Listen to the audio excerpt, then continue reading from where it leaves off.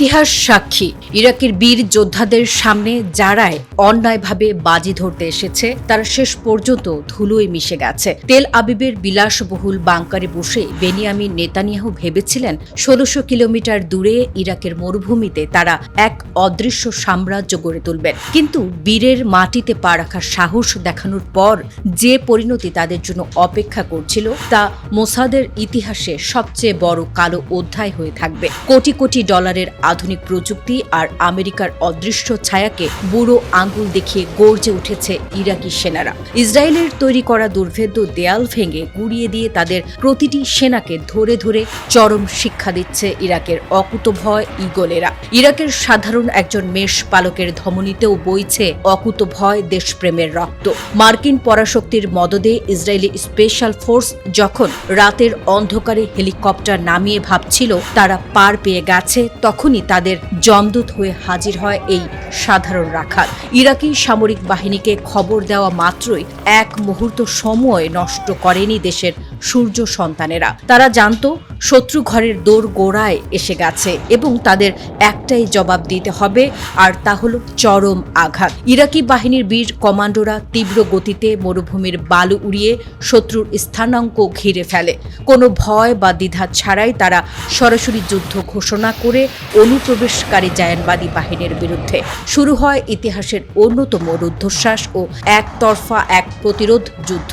Israeli সেনারা আধুনিক অস্ত্রের দাপট দেখানোর চেষ্টা করতেই ইরাকি বাহিনীর ভারী গোলন্দাজ দল নারকীয় তাণ্ডব শুরু করে। একের পর এক রকেট ও বুলেটের আঘাতে খড়কুটোর মতো উড়ে যেতে থাকে ইসরায়েলের অতি গোপন ব্ল্যাক সাইট। ইরাকি যোদ্ধাদের এমন ভয়ঙ্কর ও আক্রমণাত্মক রূপ দেখে মোসাদের এলিট কমান্ডোদের বুক কাঁপতে শুরু করে। তথাকথিত অপরাজেয় ইসরায়েলি সেনারা যুদ্ধের ময়দানে প্রাণ ভয়ে পালাতে শুরু করে। ইরাকি সেনারা তাদের বাংকার থেকে টেনে হিচড়ে বের করে ধরে ধরে হিসাব চুকিয়ে দেয়। আমেরিকার যুদ্ধ বিমানের ব্যাকআপ সাপোর্ট থাকার পরেও ইরাকি সেনাদের ইস্পাত কঠিন মনোবলের সামনে টিকতে না পেরে নিজেদের আধুনিক অস্ত্র ও রসদ ফেলে কাপুরুষের মতো মরুভূমির গভীরে প্রাণ ভিক্ষা চেয়ে ছুটে পালায় জায়নবাদীরা। এই রক্তক্ষয়ী সংঘাতের পর মরুভূমির বুকে এখন উঠছে ইরাকের বিজয়ের নিশান। ওয়াল স্ট্রিট জার্নাল থেকে শুরু করে গোটা বিশ্বের মিডিয়া এখন স্তব্ধ ইরাকি সেনাদের এই অসীম সাহসিকতা দেখে। ইরানকে আক্রমণ করার জন্য তৈরি করা ইসরায়েলের সেই লজিস্টিক হাব এখন ধ্বংসস্তূপ। জায়নবাদী বিমান বাহিনীর পাইলটদের উদ্ধার করার জন্য যে বিশেষ দল মোতায়েন ছিল তারা এখন নিজেদের প্রাণ বাঁচাতে ব্যস্ত। ইরাকি সামরিক কর্মকর্তা কাইসা আল মোহাম্মদ দাউ বুক ফুলিয়ে বিশ্বকে জানিয়ে দিয়েছেন, ইরাকের সার্বভৌমত্ব নিয়ে ছিনিমিনি খেলার চেষ্টা করলে এই পরিণতি ভোগ করতে হবে। এক সাধারণ মেষ পালকের দেশপ্রেম আর ইরাকি সৈন্যদের ইস্পাত কঠিন আঘাতের সামনে নেতানিয়াহুর গ্রেটার ইসরায়েল এর স্বপ্ন এখন ধুলায় ধূসরিত। ইরাক প্রমাণ করে দিয়েছে বীরের মাটিতে অন্যায়ভাবে পা রাখলে কিভাবে শত্রুকে ধাওয়া করে মারতে হয়।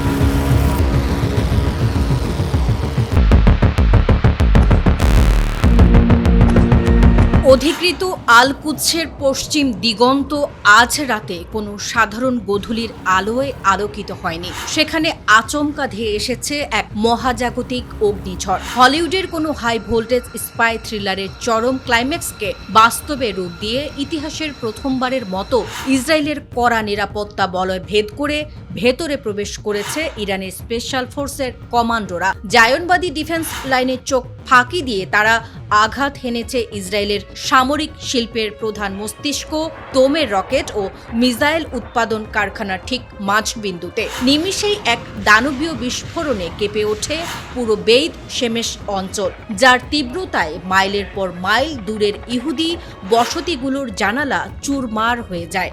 বিস্ফোরণের পরপরই বেত শেমেশের আকাশ গ্রাস করে নেয় এক বিশালাকার এবং ভয়ঙ্কর মাশরুম ক্লাউড, যা সাধারণত পারমাণবিক বা বড় কোনো অস্ত্রাগার ধ্বংসের পরেই কেবল দেখা যায়। এই তোমের কোম্পানিটি হলো আইডিএফ এর সমস্ত ঘাতক মিসাইল এবং ইন্টারসেপ্টর রকেটের চালিকা ইঞ্জিন তৈরির একমাত্র উৎস। সোশ্যাল মিডিয়ায় ছড়িয়ে পড়া হাড়হিম করা ভিডিও ফুটেজ দেখে সামরিক বিশ্লেষকেরা নিশ্চিত হয়েছেন এটি কোনো দুর্ঘটনা নয়, বরং এক নিখুঁত এবং সুপরিকল্পিত ধ্বংসলীলা। ঘটনার পর দীর্ঘ সময় ধরে ইসরায়েলি পুলিশ ও আইডিএফ সম্পূর্ণ বোবা হয়ে গিয়েছিল। অবশেষে পরিস্থিতি ধামাচাপা দিতে কান নিউজের মাধ্যমে তারা দাবি করে এটি নাকি একটি পূর্ব পরিকল্পিত পরীক্ষা ছিল। তবে আকাশে ওরা সেই আগুনের কুণ্ডলী প্রমাণ করছে নেতানিয়াহুর প্রশাসন এখন বিশ্ব মঞ্চে নিজেদের অসহায়ত্ব লুকাতে কতটা মরিয়া হয়ে উঠেছে। তেহরানের এই নিখুঁত ছায়া অপারেশন জায়নবাদী সামরিক শিল্প কমপ্লেক্সকে এমন এক জায়গায় আঘাত করেছে যেখান থেকে ঘুরে দাঁড়ানো প্রায় অসম্ভব। মধ্যপ্রাচ্য জুড়ে ইসরায়েল যে আগ্রাসন চালাচ্ছিল তার রসদ আসত এই কারখানা থেকে। প্রতিরোধ অক্ষের অনবরত চাপ এবং ইরানের এই নজিরবিহীন ইনফিল্ট্রেশন বা ভেতরে ঢুকে করা অপারেশন আজ আইডিএফ এর আধুনিক রাডার ও গোয়েন্দা নেটওয়ার্কের কার্যকারিতাকে সম্পূর্ণ অকেজো প্রমাণ করেছে। যে ইন্টারসেপ্টর দিয়ে ইসরায়েল আকাশ সুরক্ষার দম্ভ করত, সেই ইন্টারসেপ্টর তৈরির কারখানায় এখন স্রেফ এক টুকরো পোড়া কয়লা। তেল আবিবের নীতি নির্ধারকেরা এখন চরম আতঙ্কে দিন কাটাচ্ছেন, কারণ তারা বুঝতে পেরেছেন যুদ্ধ এখন আর কেবল সীমান্তে সীমাবদ্ধ নেই। ইরানের অদৃশ্য যোদ্ধারা এখন খোদ তাদের বেডরুমের দরজায় এসে দাঁড়িয়েছে।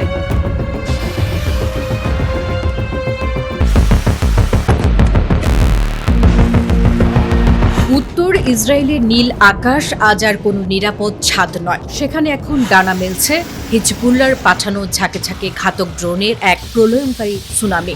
তেল আবিব আর ওয়াশিংটনের আধুনিক আকাশ প্রতিরক্ষা ব্যবস্থাকে বৃদ্ধাঙ্গুলি দেখিয়ে গত কয়েক ঘন্টায় উত্তর ফ্রন্টের মূল সেনাঘাঁটিতে এক নজিরবিহীন ও বিধ্বংসী ড্রোন হামলা চালিয়েছে প্রতিরোধ যোদ্ধারা। ডজন খানেকেরও বেশি ফ্রন্টে একযোগে চালানো এই হামলায় কেঁপে উঠেছে গোটা দখলদারদের সীমান্ত।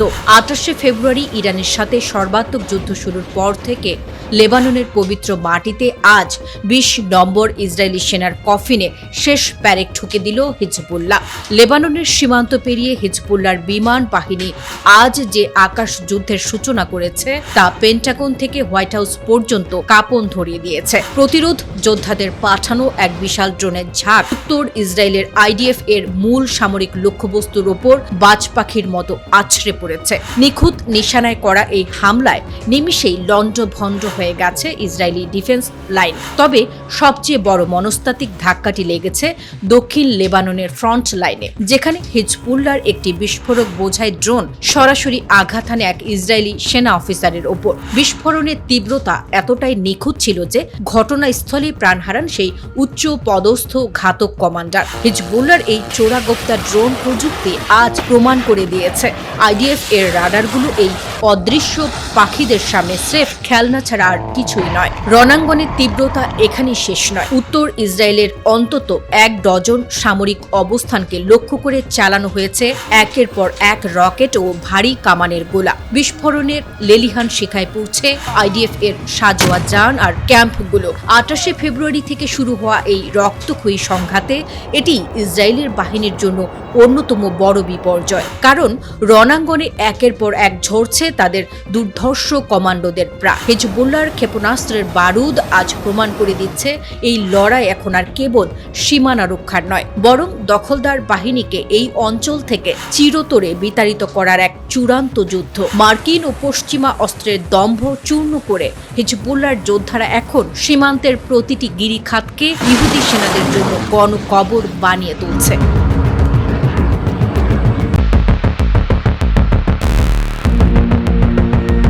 ঘড়ির কাঁটায় তখন টান টান উত্তেজনা। বেজিংয়ের গ্রেট হল অব দ্য পিপল এর রুদ্ধদ্বার কক্ষে মুখোমুখি বিশ্বের 2 ক্ষমতাধর রাষ্ট্রপ্রধান। ডোনাল্ড ট্রাম্পের 2 দিনের এই চীন সফরকে ঘিরে গোটা বিশ্ব এক মহাজাগতিক চুক্তির অপেক্ষায় ছিল। ওয়াশিংটনের ছক ছিল খুব পরিষ্কার, চীনকে বাণিজ্য সুবিধা দিয়ে ইরানের ওপর এক শ্বাসরুদ্ধকর অর্থনৈতিক নিষেধাজ্ঞা চাপানো। কিন্তু হলিউডের কোনো হাই ভোল্টেজ সাসপেন্স থ্রিলারের মতোই শেষ দৃশ্যে এসে পাশা উল্টে দিল এশিয়ার ড্রাগন। ট্রাম্পের সমস্ত রণকৌশল, সমস্ত হুমকি আর নিষেধাজ্ঞা বেইজিংয়ের লাল গালিচায় আছড়ে পড়ে চূর্ণ বিচূর্ণ হয়ে গেল। ইরানকে বাগে আনা তো দূরের কথা, ট্রাম্প নিজেই বেইজিংয়ের সাজানো দাবার বোর্ডে এক চরম মনস্তাত্ত্বিক ও কৌশলগত পরাজয় বরণ করে নিলেন। লড়াইয়ের মূল ক্ষেত্রটি ছিল কালো সোনা, অর্থাৎ ইরানের অপরিশোধিত জ্বালানি তেল, যার 90% একচ্ছত্রভাবে কিনে নেয় বেইজিং। ট্রাম্প ভেবেছিলেন এই তেলের লাইনে কোপ বসিয়ে তেহরানের ফুসফুস বন্ধ করে দেবেন, কিন্তু আলোচনার টেবিলে শি জিনপিং সরাসরি জানিয়ে দিলেন ইরানি তেল কেনা এক ফোঁটাও কমানো হবে না। উল্টো ট্রাম্পকে বাধ্য করা হলো চীনের তেল কোম্পানিগুলোর ওপর থেকে মার্কিন নিষেধাজ্ঞা তুলে নেওয়ার পথ খুঁজতে। এয়ারফোর্সের ওয়ানে চড়ে ফেরার সময় ট্রাম্পের ক্লান্ত কণ্ঠই বলে দিচ্ছিল বেইজিংয়ের বদ্ধ ঘরে কি ভয়ঙ্কর ট্র্যাজেডি ঘটে গেছে। এর চেয়েও বড় টুইস্ট দেখা গেল হরমুজ প্রণালীতে। ট্রাম্প যখন বেইজিংয়ের টেবিলে বসে মার্কিন নৌ অবরোধের গল্প শোনাচ্ছিলেন, ঠিক সেই মুহূর্তে চীনের বিশালাকার কার্গো জাহাজগুলো ইরানের দেওয়া বিশেষ অনুমতিপত্র নিয়ে হরমুজ প্রণালীর বুক চিরে নিশ্চিন্তে পার হয়ে যাচ্ছিল। এটি ছিল ওয়াশিংটনের মুখে চীনের এক নীরব ও চাক্ষুষ চপেটাঘাত। এই গোপন স্নায়ুযুদ্ধের সবচেয়ে বড় শিকার হয়েছে আমেরিকার গর্ব আকাশপথের জায়ান্ট বোয়িং কোম্পানি। সফরের আগে বেইজিং 500টি বোয়িং বিমান কেনার যে লোভনীয় টোপ ওয়াশিংটনকে দিয়েছিল, টেবিল থেকে ওঠার আগে শি জিনপিং তা কেটে মাত্র 200-তে নামিয়ে আনেন। এক ধাক্কায় 60% ব্যবসা হারিয়ে আমেরিকার শেয়ার বাজারে বোয়িংয়ের স্টক হুড়মুড় করে ক্র্যাশ করে। চীন আজ তার বিরল খনিজ সম্পদ আর কূটনৈতিক চাবিকাঠি ব্যবহার করে ট্রাম্পের বুক থেকে শেষ রক্তবিন্দুটি পর্যন্ত শুষে নিয়েছে। মার্কিন থিঙ্ক ট্যাঙ্কগুলো আজ অন্ধকারে হাতড়াচ্ছে, কারণ সাগরের বুকে আমেরিকার এই তথাকথিত সামরিক অবরোধকে চীন নিজের নিরাপত্তার উপর আঘাত হিসেবে দেখছে। পারস্য উপসাগরে মার্কিন ঘাঁটিগুলো আজ চীনের চোখে একটি বিপজ্জনক বারুদের স্তূপ। আর এই প্রশ্নে রাশিয়া ও চীন আজ ইস্পাত কঠিন দেয়ালে পরিণত হয়ে ইরানের পেছনে এসে দাঁড়িয়েছে। কোনো যৌথ ইস্তেহার বা সাধারণ ঘোষণা ছাড়াই ট্রাম্পের এই বেইজিং সফরের সমাপ্তি আজ বিশ্ব রাজনীতিতে ওয়াশিংটনের নিঃসঙ্গতার এক অকাট্য দলিল। চীনের এই মারণচাল কি তবে মার্কিন ডলার আর সামরিক দম্ভের চিরতরে সমাধি ঘটিয়ে দিল?